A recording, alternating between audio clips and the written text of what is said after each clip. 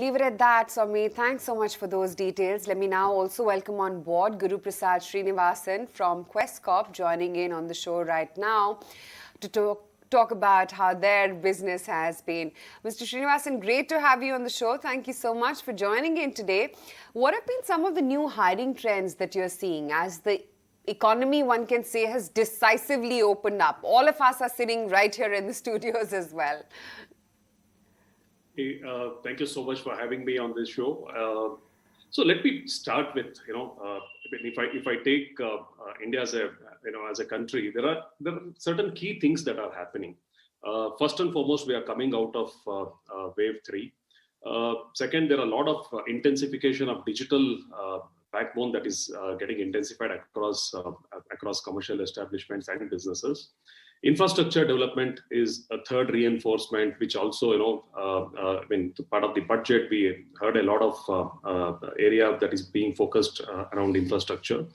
The fourth area is, life going beyond key metros. A lot of development happening in tier 2, tier 3 kind of segments. And over and above last, the new labor code and informal moving into formal. So I think these are 4 key incidents that are going to take place in next 3 years time from now on. And overriding for all of this is going to be talent and accessibility to right talent. And that's a business that we are into. We are into the human capital space, and we are quite bullish about the kind of development that is happening across. So with that, I would like to just give you some numbers around. I mean, if I were to look at Monster Index, we see almost about 7% upsurge in terms of the hiring year on year based on our database. There's a positive impact post union budget. If I take specific few sectors, BPO, IT, ITes is almost 11% up. We get more escalations on hiring in these kind of segments, and NASCOM is also, alluding to it. Very, very solid growth trajectory that we are seeing there. Manufacturing and industry is almost about 9% up in terms of hiring. Banking financial segment is almost about 15% up in hiring. Retail just coming out of it. Quite a lot of runway to go as we move forward. Are there any specialized roles, specific industries which are seeing a higher demand right now for new talent, for new jobs, or is it pretty much across the board as the economy opens? So as I mentioned, BPO ITes is in the order of BPO ITes tops number 1, followed by manufacturing industries. Banking financial, with a lot of digital intensification that is happening in terms of the merchant pay and digital transaction on the payment side. Lot of rollout happening in that space. Retail is a space which is we love that space. We are waiting. It's a wait and watch. The multiplexes are opening just now. The retail outlets are slowly coming up in the footfall, are increasing slowly into that space. So that's a space which we watch for. But there are few futuristic space that we would definitely, we are eagerly waiting for. Telecom. Telecom is a space where we have not seen much of action in last 3 years. 5G around the corner, that's going to boost a lot because the digital wave actually rides on rolling out of 5G over a period of time. Whether it is data, whether it is robotics, whether it is process automation, everything is layered on the telecom industry. So that's an area to wait and watch for 5G auction and spectrum auction that is around the corner. So travel and tourism is slowly, we are coming out of where people have just started traveling. The international borders are open. That will also lead to hotel and hospitality industry to boom a lot. So that's a segment to watch for. Of course, real estate is another area to watch for. Mr. Prasad, the headline in the pandemic year was cut jobs, save cost. The headline last year has been great resignation. Everybody had more jobs and suddenly there was a talent crunch. What will be the headline now? Normalization, wage inflation coming down, something has to change this year, right? So,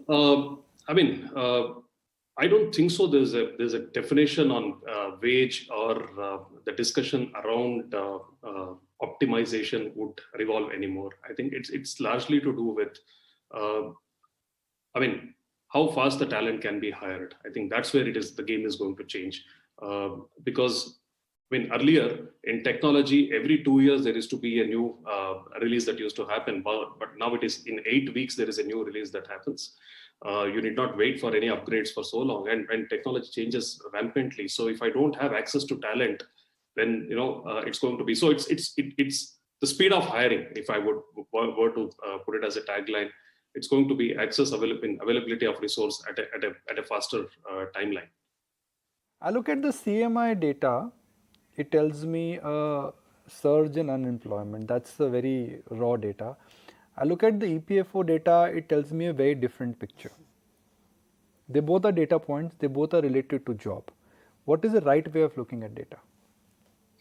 So, there are two areas in it. One is, EPFO contributors are set of formal employment, and there is also the other set of economy which is slowly coming into, which is your gig economy and on-demand economy, right? So you'll have to see holistically. So there are, in my view, there are different mix of employment. There is your regular FTEs that we generally, which we correlate to.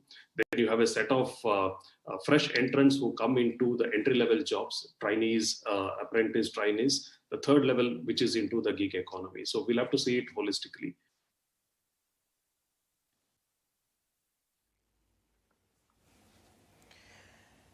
So if we were to look at it, especially when you look at the gig economy, which seems to be booming, the competition that is there, startups and unicorns, which, let's wait for the markdown season, have been flushed with cash.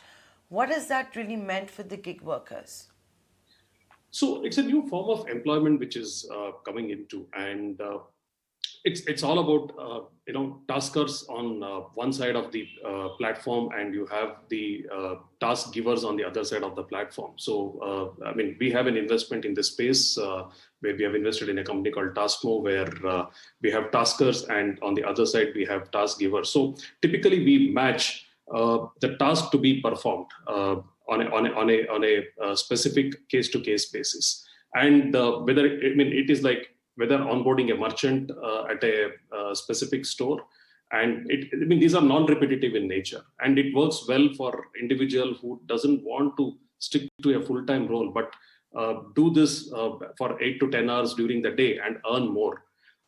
And it works well on the other side for the kind of task givers to ensure that they pay per task and not for an FTE. So, in totality, if you look at it, this is a form of employment, but this will not cannibalize or this will not supersede any other format of employment. This will come into a mix, maybe 10 to 15% on overall employment base. As we talked about the gig economy, we're also talking at a time when the engineer has been king, at least when it comes to new tech companies. A lot has been said about women entering the workforce as well. Salary raises, attrition. Can you put it all in context for us? Sure. So, majority of our women population contribution specific to employment segment comes largely from three different segments: ITes, BFSI, and specifically from the banking segment. Almost 70% of our women employment constitutes from that particular sector.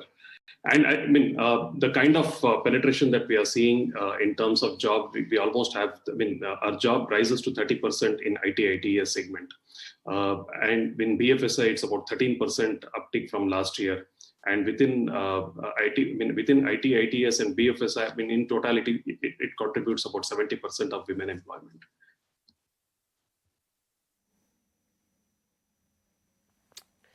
Right. Okay, Mr. Srinivasan, great to have you and get in all those anecdotes and how the hiring trends have been panning out so far. Good to speak with you.